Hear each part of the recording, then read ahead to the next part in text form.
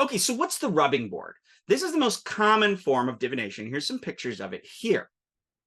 It's used for simple questions, and it doesn't require sort of the expense of the poison oracle, and you can do it right away. You don't have to wait around to get the poison, find the people, get the birds, blah, blah, blah, blah, blah.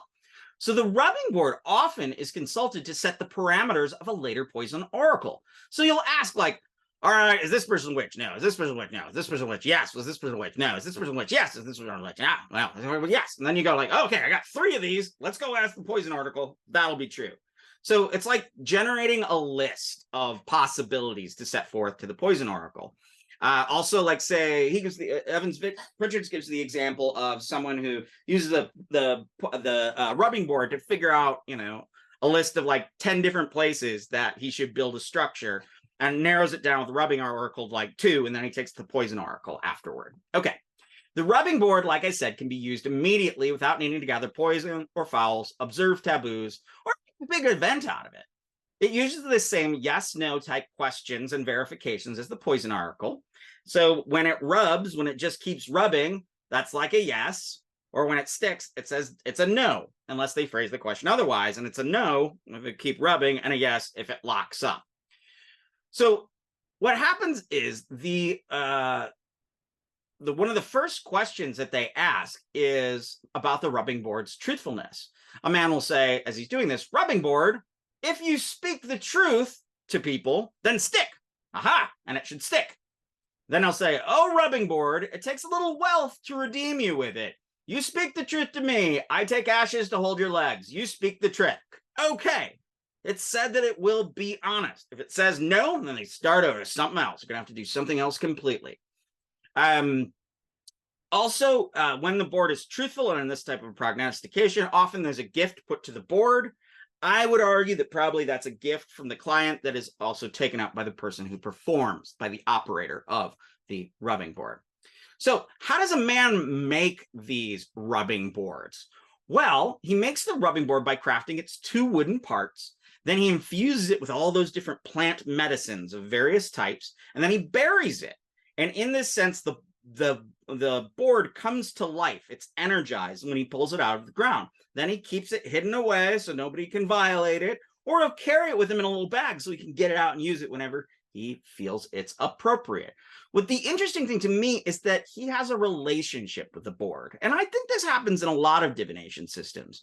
When you start doing a lot of tarot, it's like you start understanding the cards and having different relationships with it, and you have a deepening relationship with your divination system. So somebody that's been working with crystal balls for years is going to have a very intimate connection, or this rubbing board guy is really going to understand his rubbing board and have a relationship with the plants used in the rituals of the rubbing board.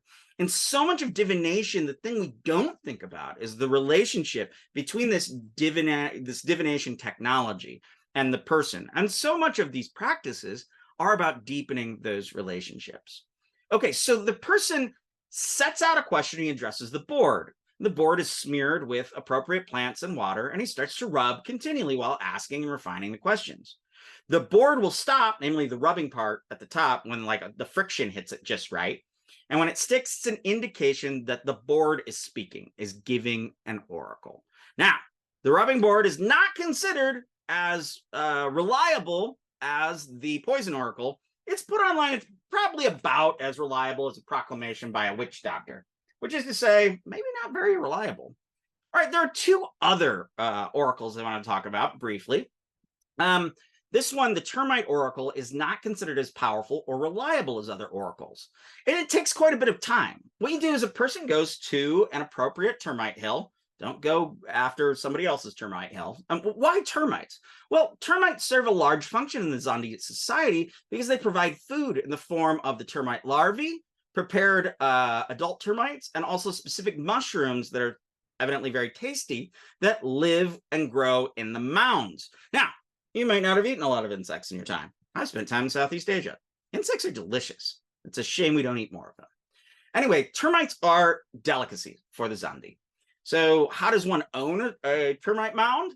You build a little enclosure around it. If you're a Zondi person, then you're like, that's mine. So don't go and screw up somebody else's termite mound by doing this oracle.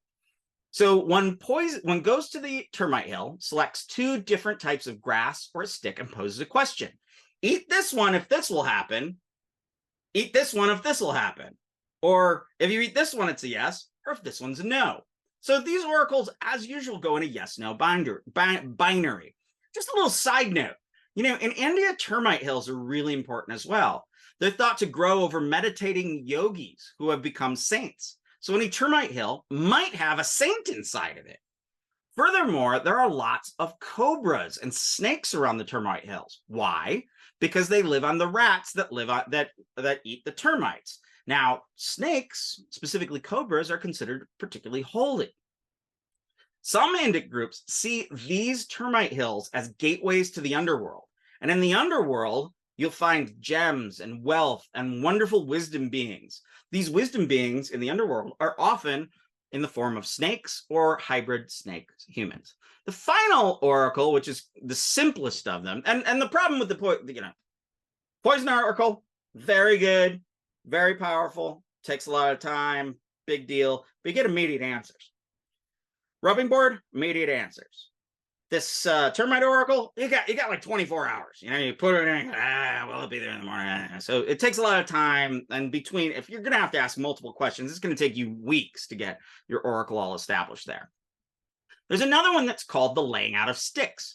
In this one, it's the simplest of them. You just go out and build a pile of sticks, some specific structure, and you say something along the lines of, if this remains all set up in the morning, then the answer is yes. And if it has fallen away, then the answer is no. Your question could be something like this one from the text. I will die. There is badness over this home site. If I build my home site on it, I will die there. Stick oracle. You scatter to show me that my condition is bad.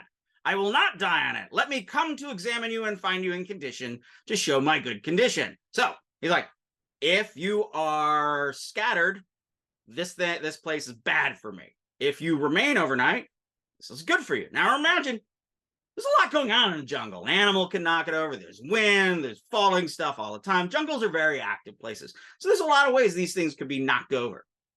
Okay, so usually the scattering of the sticks is inauspicious, and the remaining of it, and a stick formation that's not agitated or removed, is auspicious.